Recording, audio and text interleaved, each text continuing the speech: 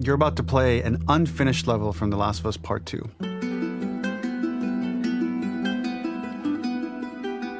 The reason we added this section is there are a few sequences, and we picked the 3 of the best ones, that we cut from the game. Often we build a game that's much bigger than what ends up being the final product. They were months away from being finished, but we wanted to give you an insight of what it's like when we built a game, because often we have this whole thing constructed and it doesn't have final art or audio or dialogue. And here you get to see the building blocks of what it's like when we first string a bunch of these levels together.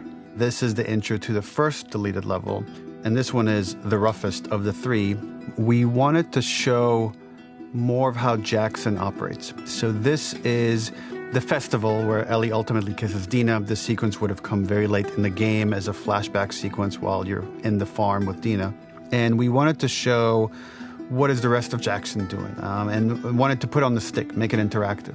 So you could see when you're outside, there are all these almost like carnival games that you can play. You could mix drinks, you could play with these kids that are playing a sort of clicker Marco Polo, sit down and listen to conversations. And all the different interactions were first or second pass, very, very early passes. The building blocks are there, but nothing is final. And ultimately, while we were very excited by this sequence, it's pretty fun and lighthearted. It just slowed things too much as we're barreling towards the end of the story at this point. So again, reminder, rough, missing audio, missing animation, missing gameplay tweaks, missing dialogue, but pretty representative of what it would have been. So enjoy.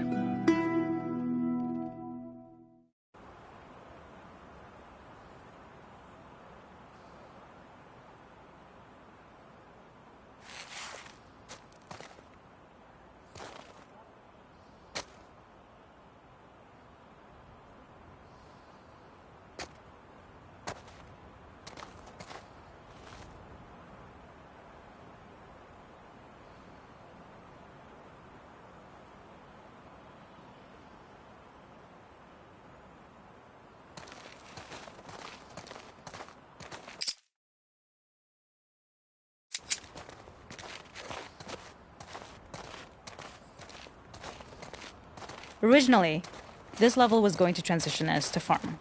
We would go all the way through to the dance, where Ellie and Dina share their first kiss.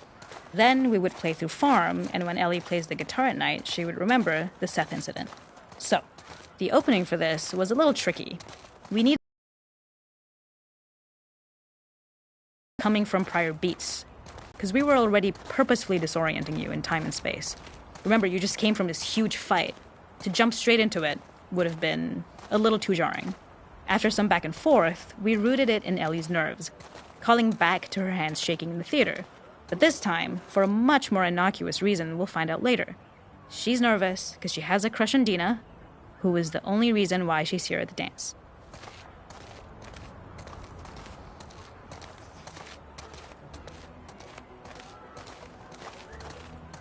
Something we really wanted to do was highlight the way their lives had turned upside down since she went down this path. We had this idea of recontextualizing all of our usual gameplay mechanics that were designed for really violent ends. The workbench, door bashes, throwable weapons, and even the infected, which is my personal favorite. Peppered throughout the level are moments of levity or shared history, all the while seeing how happy and mundane they all were before her huge revenge odyssey.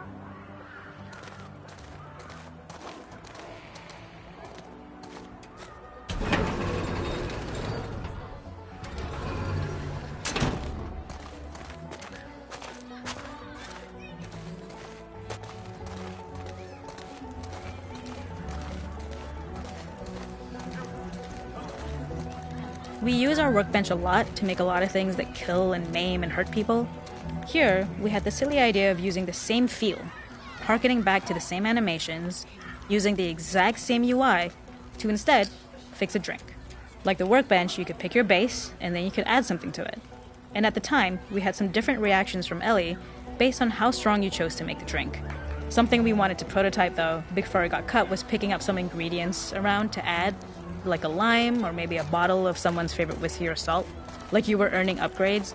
We also toyed with having Ellie carry around the drink you made and occasionally sip it, psyching herself up to go talk to Dina inside because she's nervous. It got too noodly though, because she would need to keep placing it somewhere before she did anything, so it would have ended up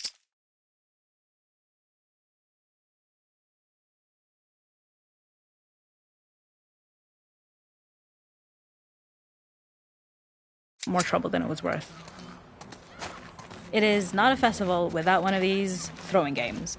This one, of course, uses our throwable system where you're often chucking explosive things or stunning things, but for a more wholesome purpose, although some people take this game really seriously. A fun aspect of this is if you did well, you could win a toy here. Ellie would place it in her pocket. If you had done this, you'd find the toy with JJ, the baby, later back at the farm.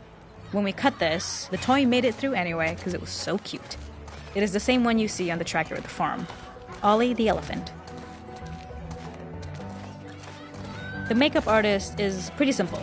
It's one of those little in-game scenes we peppered in to make it feel like Ellie had roots in the town.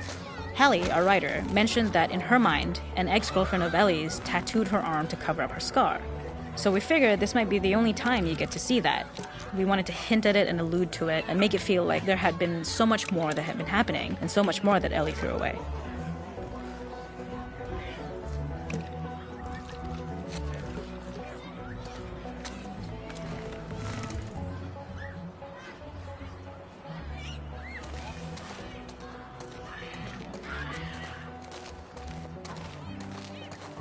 This is one of my favorite sections because I think that it achieves both the slice-of-life aspect of Jackson while also being a stark reminder of how dark the world that they live in really, really is.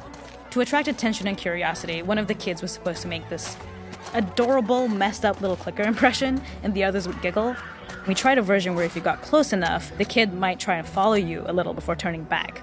Since clickers are blind and move by echolocation, for this game of messed up tag, Ellie must close her eyes and listen for when the children give themselves away. The thought was that these kids are in relative safety. They still grow up with the dangers of clickers and runners, and all those lessons would embed themselves in the games that they play. When the festival got cut, they tried to preserve this moment and move it to the front of the game where the snowball fight is, as a tutorial. However, being in the headspace of a clicker doesn't really teach you how to deal with them. Eventually, it evolved, and they instead made the snowball fight, which was, I think, way more effective. For me, it's character illuminating that not only does Ellie know this game, she plays along. There's a familiarity with the kids that's really nice to see. There's a hidden spot at the back that was just a bit of fun. It was highlighting Jackson's normalcy with something we would find in a real world. In the back, you would find teenagers finding some alone time with each other in a dark corner of a party. It was rewarding the player for peeking into a hidden corner, but ultimately redirecting them back to the festival. We also had versions of them smoking weed here, despite Maria's consternation, probably having gotten it from Eugene.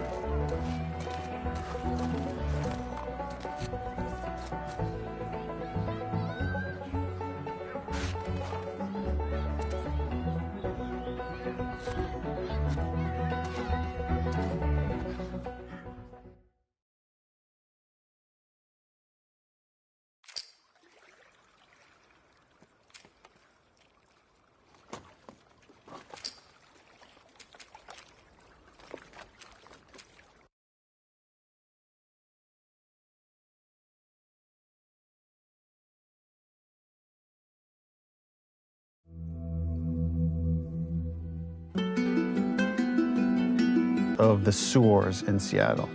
This comes on the heels of where Ellie goes into a building and she survives an attack by stalkers and gets thrown out of a window and gets swept away by the current, and then we cut this section that used to be there in the final game. Now you will get to play it. So this was a way to get a bit more interesting puzzles, interesting traverse.